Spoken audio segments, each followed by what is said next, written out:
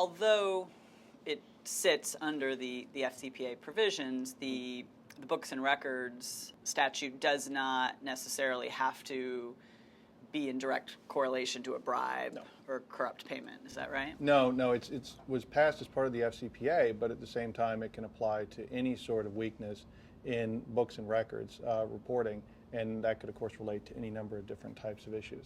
What you end up with is a law that, regardless of materiality and regardless of the nature of or the incentive of why it was improperly recorded, there's a law that says companies have to keep their books and records in reasonable detail. What that means in practical terms is that if you have an expense, you have to record it as the expense for which it was incurred. So if you pay a bribe, you should record it as a bribe. Yeah.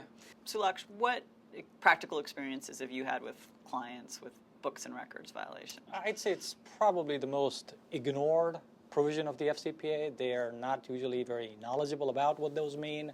They don't particularly pay a lot of attention to how to record them. If a company does have a good compliance program, they're often focused on, well, how do you prevent a bribe and detect a bribe, but not as much, what kind of books and records training is being given to people to make sure it's accounted for right. The perfect example you gave was bribes. I've been doing this for about 10 years. I've seen a line item, anything similar to bribe, being a line item in the chart of accounts only once. It's usually buried somewhere. It's commissions, it's discounts, it's miscellaneous, sundries, something but what the real nature of the expense is. And unless you talk to them and tell them, it serves two purposes. One is to comply with the statute. The second is, don't you want the transactions recorded accurately, so should there be anything that's suspicious, it would come to light either before or immediately after, so you may be able to put a stop to it right then. As recent as just a few years ago, I can recall hearing knowledgeable folks in this industry say that the government may not accept a risk-based approach, and that there really had to be a no stone unturned policy, which always seemed impractical to me. It seems maybe that the new guidance clears that point up. It clears the point up, and I think it's just a recognition of reality. You have limited resources, and if you don't wind up giving guidance in your guidance to tell companies how they should structure things in a realistic sense, then you're going to wind up in that situation where everyone throws their hands up and says, there's no way to really comply with this. We'll wind up having something that is sort of an off-the-shelf compliance assessment product.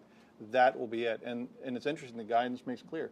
An off-the-shelf, one-size-fits-all approach will not work. Tell me a bit about the recent guidance that was released. The guidance is extremely helpful. It sets certain baseline expectations, which previously you had to look at 3, 4, 5 different sources. You'd have to analyze deferred prosecution agreements, non-prosecution agreements, opinion procedure releases. This collaborative effort from the SEC and the DOJ goes a long way in bringing it all together in one place.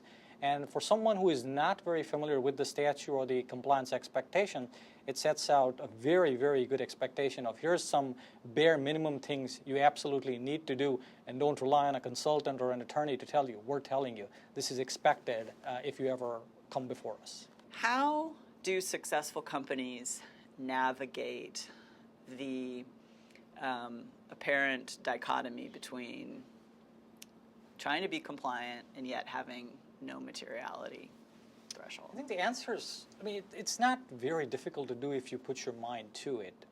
The easiest way is to, one, have robust policies. Follow those policies up by extensive training. Again, the training doesn't need to be identical for everyone, but depending on who in the organization you're training, they need to be trained as to what are the do's, what are the don'ts. And then for certain compliance-sensitive areas, for example, if political contributions are being made, there need to be certain triggers about who can approve them, and once they're approved, how they need to be recorded so that they're recorded in a transparent way. Absent these provisions, what ends up happening is an election year comes up, there is demand from the local politicians to make the payments, the local sales guy wants to make them, the payments are made, and they're buried somewhere where no one can find them. I've seen a number of clients be surprised at the allegations that have come to them that have nothing to do with bribery or corruption, but in fact have to do with maybe misrecording relatively low-level transactions. That's where you're going to see extra life in the books and records provision. You have this new mechanism set up at the SEC. It's fully staffed. We've heard that they have a large number of high-quality reports coming in. But whistleblowers, they're not sitting there with a statute book open and identifying provision by provision and making sure that they're talking about an issuer. Instead, they're calling about something that isn't being followed as they think it should be followed, as policy says it should be followed. And that's, I think, where you get into how things are recorded and the irregularities, in particular in books and records. And the rub seems to be that maybe in years past, those matters, if they were raised internally, may not have been dealt with in the same fashion, may have been addressed through an internal review, or maybe even passed on possibly because of their materiality.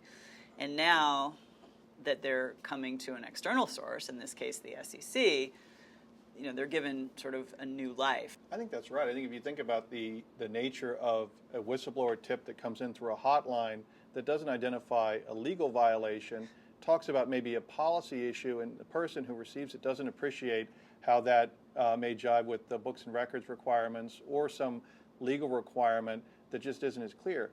Now it's on the desk of someone at the SEC, and rather than getting it through the hotline, you get it through an informal inquiry letter from the SEC. It certainly ups the volume. We've seen examples of that where company A gets in trouble, and company B, which is a competitor that operates in the same industry, in the same geography, all of a sudden gets an SEC inquiry saying, hey, we're looking into this. Can you conduct an inquiry or internal investigation and let us know what's going on? So it does happen.